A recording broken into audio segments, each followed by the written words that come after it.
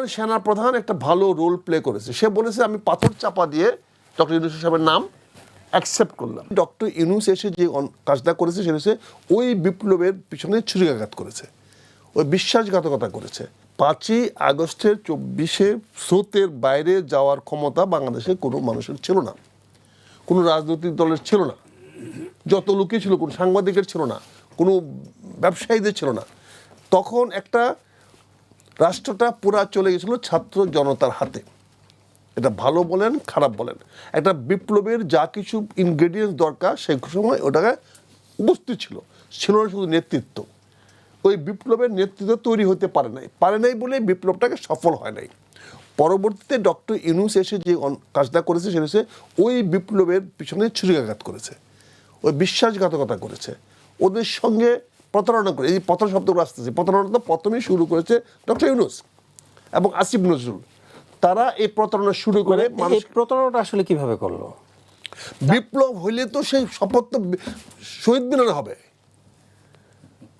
সেই বিপ্লব তো রাষ্ট্রপতির কাছে হবে না। বিপ্লব ছিল ছিল কিনা সেটা বলছি, সরকার পতন হইলে তো আর ইউনূস আসার কথা না।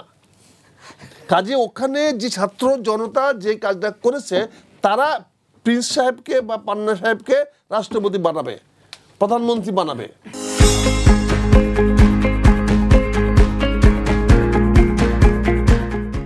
বানায় বলবে আমরা দেশ শাসন করতে পারি বা না পারি সেটা পরবর্তী কথা।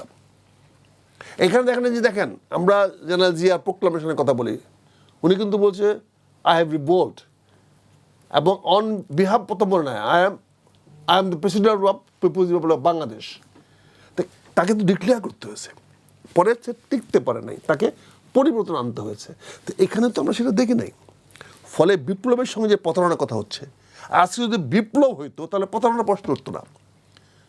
বিপ্লব ভুল হইতে পারে, বিপ্লব ভুল হতে পারে, বিপ্লব ব্যর্থ হতে পারে। কাজে এই বিপ্লবটা কেউ ঘোষণা না করে ইউনূস সাহেব এটাকে প্রতারণা করেছে, আসিফ নজরুল প্রতারণা করেছে। দেখেন এখানে সেনা প্রধান একটা ভালো রোল প্লে করেছে। সে বলেছে আমি পাথর চাপা দিয়ে ডক্টর ইউনূস সাহেবের নাম অ্যাকসেপ্ট করলাম।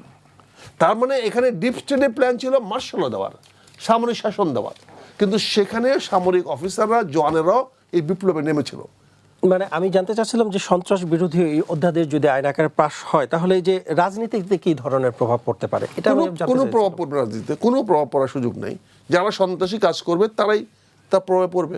মানে বোঝাতে পেরেছে কিনা, আপনি কি বুঝতে পেরেছেন কিনা প্রশ্নটা? আমি যদি সন্ত্রাসী, যদি পান্না ভাই যদি আপনি সন্ত্রাসী করেন, আপনি সাংবাদিকদের শিরোমণি হতে পারেন, আপনি বিরুদ্ধে অ্যাকশন নেওয়া যাবে না। ব্যক্তি একটা আর অর্গানাইজেশন, অর্গানাইজেশন যদি সন্ত্রাসী করে, রাজনৈতিক দল যদি সন্ত্রাসী করে তাহলে অবশ্যই হবে। রাজনৈতিক দল শুরু করতে হবে, হোক জামাত দিয়ে শুরু হোক, নাই দল যদি ডিক্লেয়ার করে সন্ত্রাসী করে তাহলে কেন ব্যবস্থা নেওয়া যাবে?